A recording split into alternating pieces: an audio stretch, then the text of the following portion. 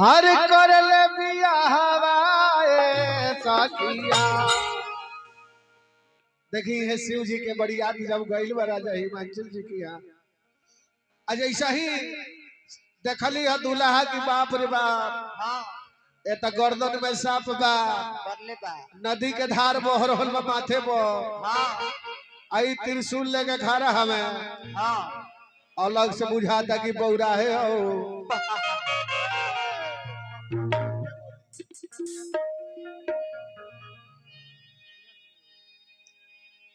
हार का देखी हिमाचल राजा अरे करल बियाहवा रे सखिया। ये बात है बबुआ तबरवा खोजल बौरा हवा रे सखिया।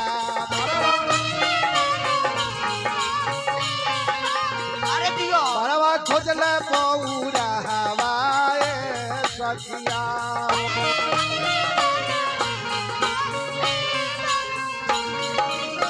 का देखी हिमाचल राजा करल बियाहवा रे सखिया हो।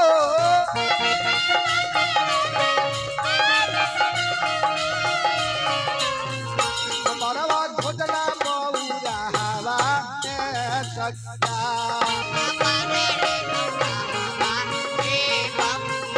बरवा खोजल बौरा हवा रे सखिया। ए बोलो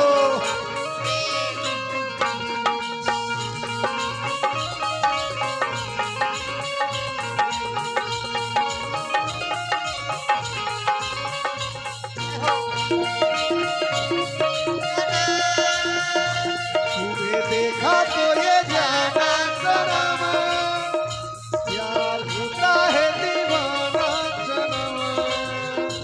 अब कहाँ से कहाँ जाए हम तेरे बाहों में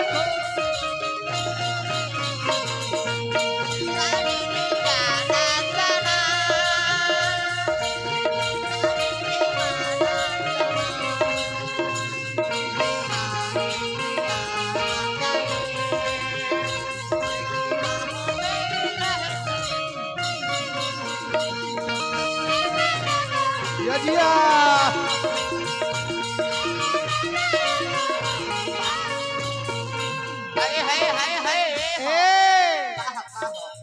सांप गोजर बिच्छू बारऊ ना कर संगतिया।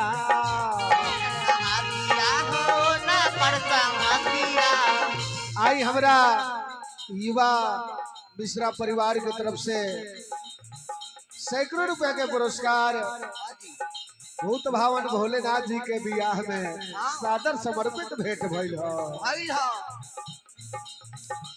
आई बाबा से विनती रही कि बाबा सदैव मंगलमय बनौले रखी ह पूरे परिवार पर अपन कृपा बरसौले रखी ह। साप बिच्छू गोजर बारऊ न कर संगतिया।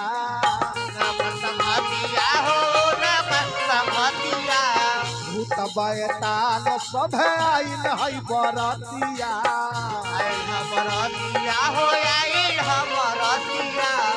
भूत बैताल सब आइल है बरतिया।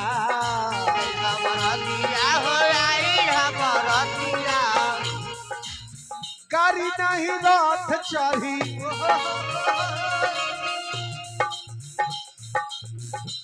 आई देखी पुरस्कार फिर से आइल है। आज हम रवि रंजन मिश्रा जी के ड्राइवर साहेब रितेक जी छोटू जी 501 रुपया के पुरस्कार बा। चाहू और मंगलमय के कामना बा भाई के तरफ से। गाड़ी नहीं रथ चढ़ी अइले ह बसहवा सखिया।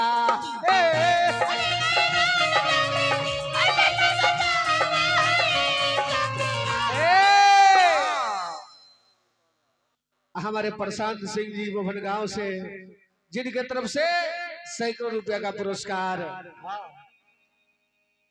नाना अइले ह बसहवा रे सखिया परवा मिलल बहू कहवा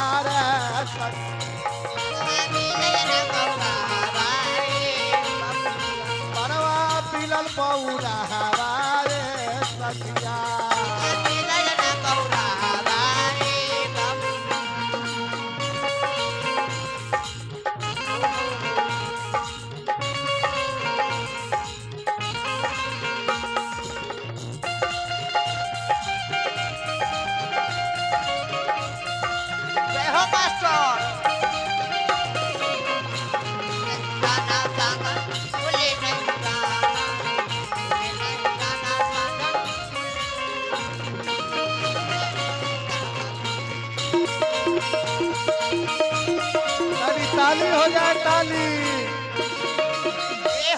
जीतू भैया बाबा का जग हुआ है, विवाह का उनका गीत हो रहा है, खुशी की बात है, थोड़ा ताली होते रहना चाहिए। क्या बात है।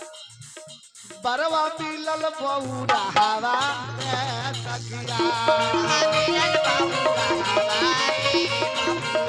बरवा मिलल बहुरा हवा सखिया।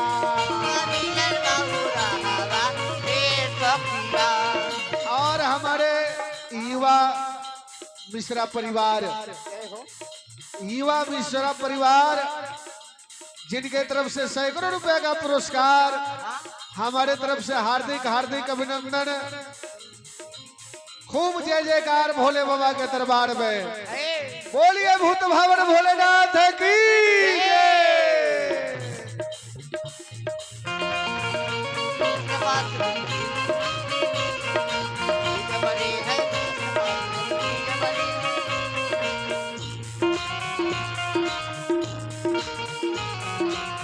कहीं तो मुझे प्यार हुआ तो नहीं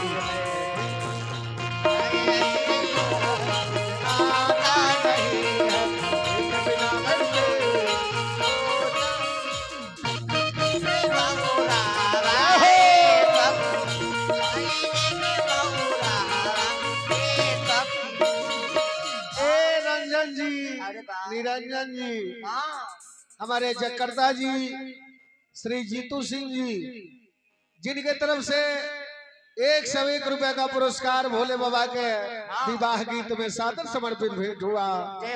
पूरे परिवार के लिए भोले बाबा से विनती की है, बाबा सदैव मंगलमय बनाए रखे, आनंद बरसाए रखे। बोलिए साचे दरबार की। बरवा मिलल बहुरा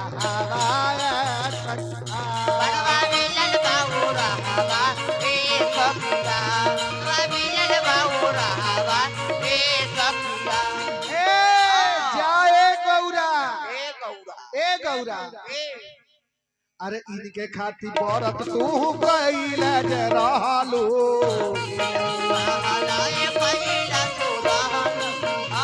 ए गौरा जी तू तो ये सखिए बारू, लेकिन कहाँ सनका भूता हल इतना बरत कैलू, आई है यहाँ के मिलल आई न करे खातिर तू व्रत कैले रहलू।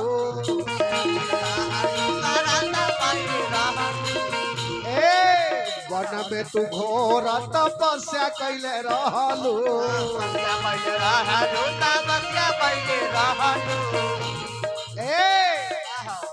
कहाँ बा कुछो इनका। हमार तो जीतू भैया के तो घर बन गई, अगर केहू दुश्मनो होई तो सोचत होई कि काहे बन गई, लेकिन जाको रखे साइया मार सके न कोई। मुदई लाख बुरा होए तो क्या होता है, वही होता है जो मंजूर खुदा होता है।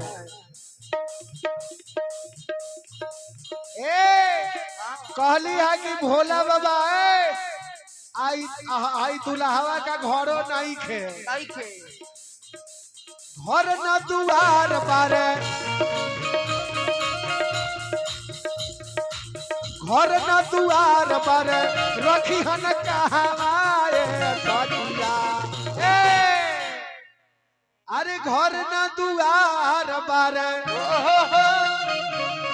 अत रखी हन कहाए सखिया। तब बरवा मिलल बहुरा हवा,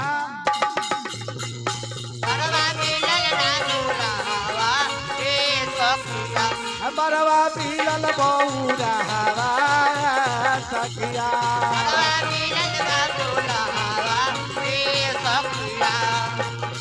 का देखी हिमाचल राजा, का देखी हिमाचल राजा, कर ले बिया हवा सखिया।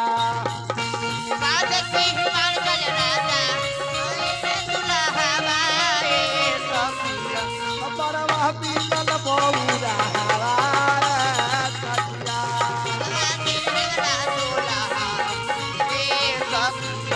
बरवा मिलल बहुरा हवा सखिया।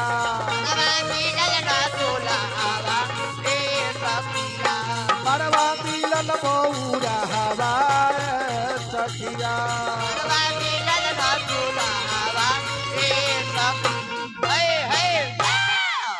बोली प्रेम से भूत भावन भोलेनाथ की